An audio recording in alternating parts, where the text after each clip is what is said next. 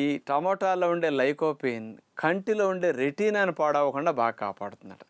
అందుకనే మనం ఎక్కువ వెజిటబుల్ జ్యూస్, క్యారెట్ జ్యూస్లో టమోటాల కాంబినేషన్ ఏమంటాం.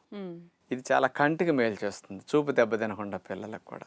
దీంతో పాటు అండి, టమోటాలో ఉండే లైకోపిన్ మెయిన్గా ఎముకల్లో ఉండే కాల్షియం బయటికి ఎక్కువ రాకుండా నిరోధిస్తుంది అనమాట.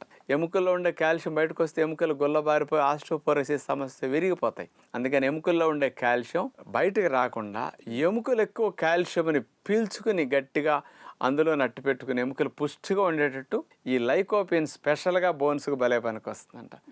ఇది 3 ప్రధానమైన లాభాలు. ఇక 4వది చూసుకుంటేనండి, ట్రిప్టోఫాన్ అనే ఒక కెమికల్ ఉంటుంది ఇందులో. ఇదేం చేస్తుందంటే నిద్రపుచ్చటానికి సంబంధించిన మెలటోనిన్ అనే హార్మోన్ని రిలీజ్ చేయడానికి ఈ ట్రిప్టోఫాన్ ఎక్కువగా ఉపయోగపడుతుంది. ఈ ట్రిప్టోఫాన్ టమోటాల్లో ఎక్కువ ఉంటుంది. అందుకని నిద్రపుచ్చే హార్మోన్